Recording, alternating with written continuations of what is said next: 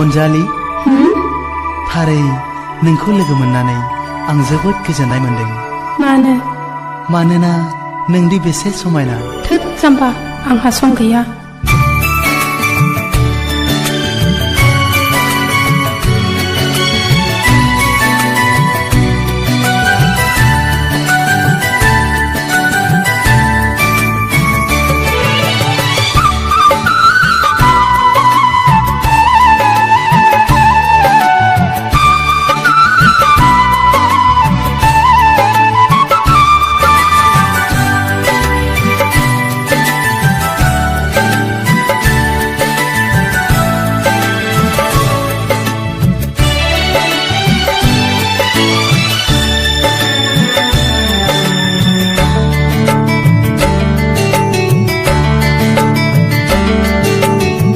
बिखाखौ गावनाय बादि मोनबाय नोंखौ दसे लोगो मोननानै सिमां सिमां बादि मोनबाय आं नोंनि हायना महर नुनानै मादि महर नोंनि गोसोखौबो नोंनो खावनानै लांबाय। आंगो आंगो बादि मोनबाय आं नोंनि बे रावखौ खोनानानै सिमां सिमां बादि मोनबाय आं नोंनि हायना महर नुनानै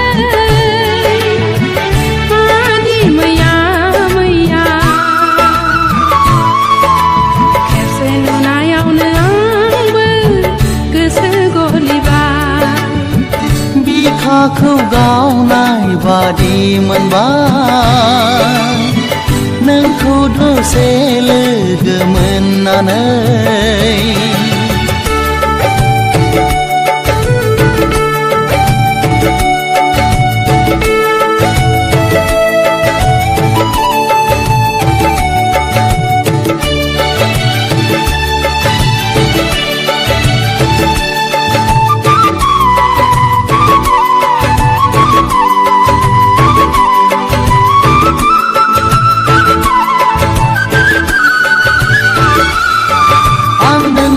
हायना महराव गबलांबाय सोर दैखांबावनो आंखौ बे खैफोदनिफ्राय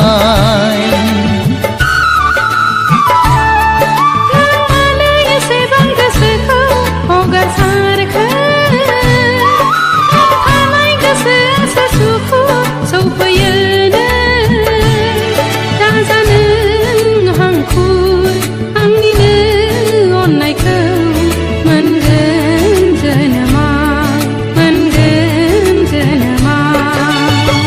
बिखाखौ गावनाय बादि मोनबाय नोंखौ दसे लोगो मोननानै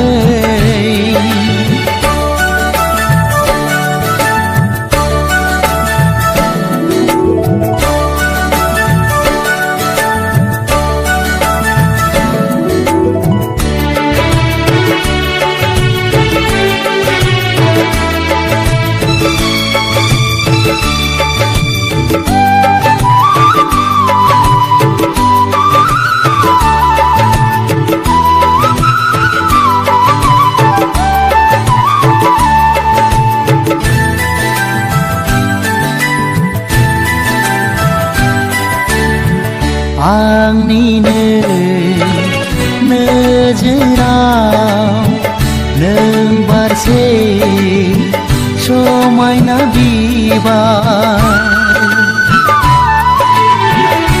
आंनिनो बादांनि नों मासे समायना सिखिरि मादि मोहिनी गोनां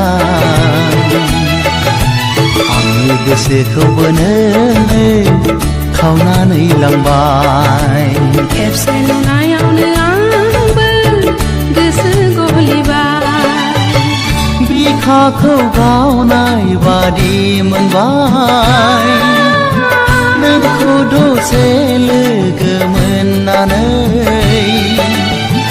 सिमां सिमां बादि मोनबाय आं नोंनि हायना महर नुनानै मादि महर नोंनि आंनि गोसोखौबो नोङो खावनानै लांबाय खेबसे नुनायावनो आंबो गोसो गलिबाय आंनि गोसोखौबो नोङो खावनानै लांबाय खेबसे